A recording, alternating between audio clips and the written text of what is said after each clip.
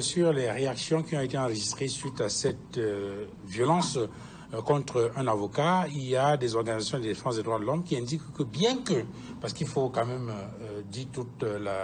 donner toute l'information sur cette question, le collégion du littoral, après avoir appris cette nouvelle, est allé au chevet de Maître Danfo et a réitéré, ou du moins a indiqué les excuses du corps par rapport à ce qui s'est passé et a promis, n'est-ce pas, que des enquêtes seront menées pour savoir exactement ce qui s'est passé et éventuellement traduire ses collaborateurs devant la chambre disciplinaire de ce corps d'armée.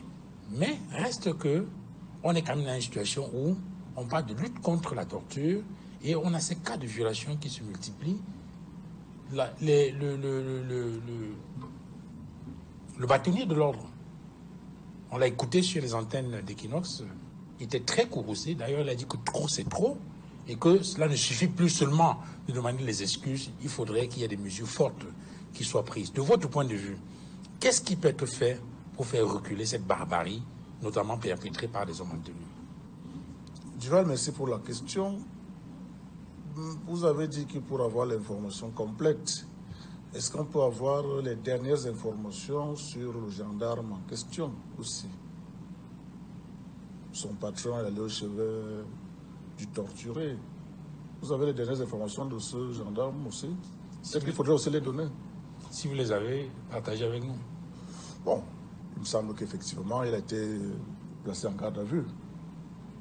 Ça aussi, c'est une information pour dire que, contrairement à ce que le consultant Edmond a dit, que le Cameroun était dangereux, je crois que c'est une exagération. On oppose le problème de la formation de nos forces de défense et de sécurité. Ça devient un peu plus pertinent. Et je pense qu'il ne faut pas faire de la surenchère politique. Est-ce que ce gendarme a agi sur les instructions de sa hiérarchie pour l'interpellation de ce cas-là? Je ne pense pas. Il me semble tout simplement que c'est ce que vous appelez généralement des bavures, c'est-à-dire dans leur langage, dans leur jargon, ils appellent ça des violations de consignes en fait. Il n'a pas reçu des consignes pour faire ce qu'il a fait là. C'est une violation de consignes. Et vous êtes très bien rappelé que des enquêtes seront ouvertes pour déterminer tout ce qui a entouré cette barbarie-là. Il ne faut pas aussi oublier Duval. Parlant de la formation, si le Cameroun est debout aujourd'hui, c'est grâce aussi à nos forces de sécurité et de défense. Il faut le dire. Ces gens-là ont réussi une formation professionnelle. En Afrique, nos forces de défense et de sécurité sont reconnues comme ayant une bonne formation. Cela n'exonère pas. Bien évidemment, nous sommes là, on a fait des débats ici sur des tortures et des droits de l'homme. Parce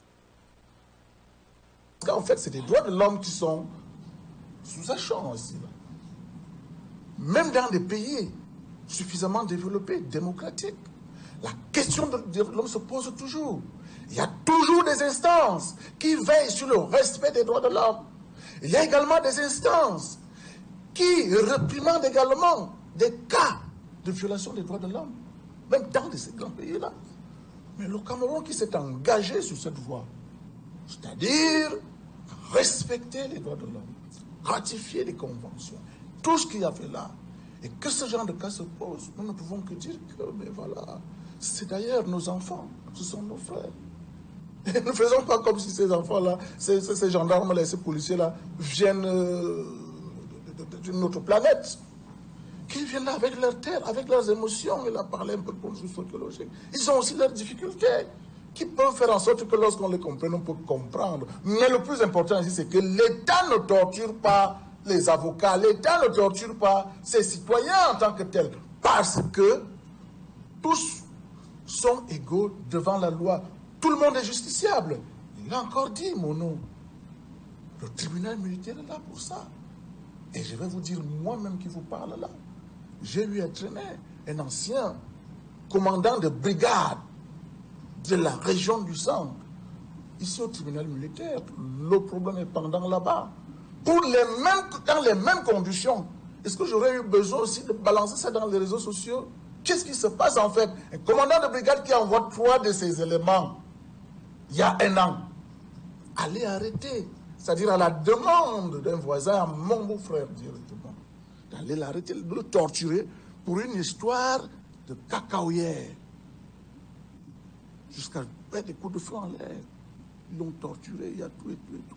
Le problème est là. Le tribunal militaire, le secrétaire d'État à la Défense nous suit. Pour dire que nous devons également avoir cette responsabilité de dénoncer, de dire à ces gens-là, à ces brebis égarés, que non, nous sommes tous engagés vers la voie du respect des droits de l'homme. En quoi l'État est engagé pour être qualifié de dangereux? Je ne pense pas. Et je crois que je l'ai souvent dit ici, les droits de l'homme doivent rester dans l'éducation citoyenne, dans l'éducation permanente. Il n'y aura pas un moment donné dans l'histoire du Cameroun où on va dire que non, les droits de l'homme sont totalement respectés, tout est parfait, alors on peut aller bonnement comme des anges. Non, il faut veiller et il faut que l'État qui a la responsabilité de projeter ses citoyens prenne ses responsabilités. C'est pour ça que ces bavures, ces cas isolés doivent être réprimés pour dissuader tous les cas qui pourraient ressurgir. Voilà le problème aujourd'hui. L'État n'est pas complaisant. Et je crois qu'effectivement, il faut faire cette précision. Notre intention ou le débat ne vise pas à jeter le probe sur les forces de défense et de sécurité qui font un travail formidable. Mais il faut quand même dénoncer, n'est-ce pas, le comportement de ces brebis galeuses qui justement pullulent dans ce corps de métier et amener peut-être les responsables, ou bien à communiquer, parce que si effectivement il y a des sanctions, il faut que ces sanctions soient communiquées pour que les uns et les autres sachent effectivement ce qui est fait par les pouvoirs publics dans le sens, pour qu'on ne soit pas obligé d'aller fouiller l'information. Alors,